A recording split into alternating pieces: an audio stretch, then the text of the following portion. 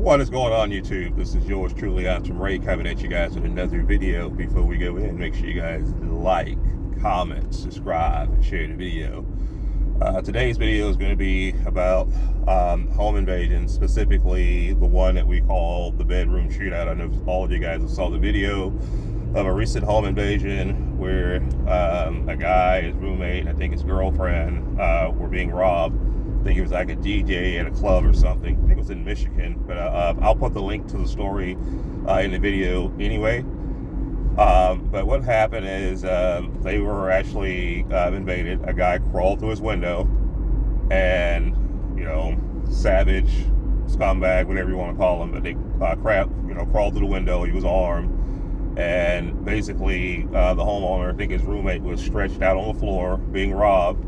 But while his roommate was being robbed, the guy actually had time to wake up and prepare and grab his own firearm. And what ended up happening is that he was staged right behind the door, but he was not in cover, unfortunately. And when he opened the door, him and the suspect had a shootout.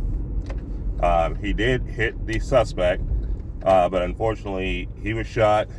His girlfriend was also shot. Actually, she got shot, I think, in the leg, and it traveled up and stopped in her lung, because unfortunately bullets do weird things like that. But I'm happy that he was able to stop the threat, but I'm dissatisfied that he actually had to be shot. And again, kudos to him for being able to defend himself. And this goes back to what we always talk about.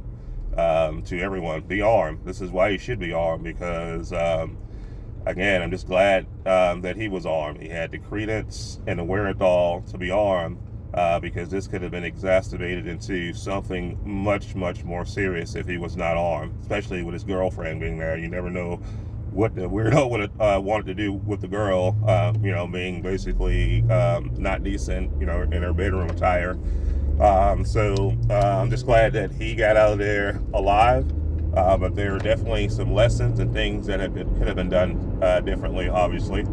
And again, I'm not going to go too hard on them, but we must do our job as gun tubers and break down these type of videos. For one, you want to get training, no matter what firearm you decide to use, no matter if you decide to use 9mm, 40, 45, 10mm, 44 Magnum, whatever you decide to carry. Make sure that you do consistent training with it. If you can train weekly, I recommend it, but at least once a month. Because if you don't have any training, you will not have any good habits. I can tell you that. You're not going to have good habits off of instinct. You actually have to train with a firearm. Shooting a firearm is not instinctive. It is something that you must train on. Each firearm is different, from the trigger pull to the grips to the recoil to the type of ammo that it likes. There's so many variables, and when I looked at the video, I noticed that he was not holding the firearm properly. He actually was holding the slide the entire time, and that could easily cause a jam by you holding the slide while you're shooting. And also, you're not going to be able to put shots on target if you are not holding the gun tight enough, because you're going to get a lot of flop and a lot of muzzle rise, and you're not going to be able to put shots on target. Because if he was able to put shots on target, the guy probably wouldn't have been able to shoot back. Because one thing you don't want to do is you don't want to get shot, not even with a 22 LR. You don't want to be shot with anything. And and I hate to also go this too. I hate to say this as well, but with the amount of preparation that he had, maybe he could have gotten a better option than, let's say, a pistol. I would have preferred a shotgun or a rifle. Me personally, a shotgun, because once that door would open and I'd have got one shot off of double lock buckshot center mass, there would have been no more fight left. And the object is to stop the threat without you being harmed. It's okay, getting a shootout and, winning a fight, it's great, but I don't want to get shot behind it if I don't have to. And I probably would have used something stronger than a pistol, but a pistol is better than nothing. But I always tell anyone that if you have that kind of time, man, have a long gun stage, by your dresser, by your bed, because with that kind of time, I would have got an opportunity to get a hold of my pump and that would have been it for that guy kicking in my door. Also, too, man, you got to plan things out, home defense with everyone in the house, as far as cover, where do you go? Do you have a safe room? There's all kinds of communicational things that you need to share with your family and your loved ones. You need to have a home defense plan. But overall, I'm just glad that the guy was able to get out of it and survive, because the objective to a home invasion is to stop the threat and survive, period, point blank. And that happened, but unfortunately it happened at the cost of injury, and I don't want to get injured by a home invader. I'd rather just stop the threat, either whether he run or unalive. I don't want to do that, but if must be, I'd rather do that than take fire. And again, it comes down to training and also what you decide to use. But shot placement is key. Shooting someone in the leg is not going to stop the threat.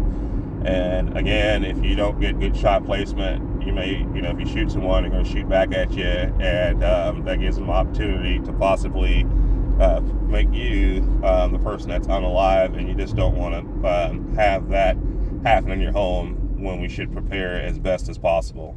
And again, kudos to him, and again, for having the wherewithal and credence to be able to arm themselves. And I recommend that everyone that's watching this video, get out there and arm yourself.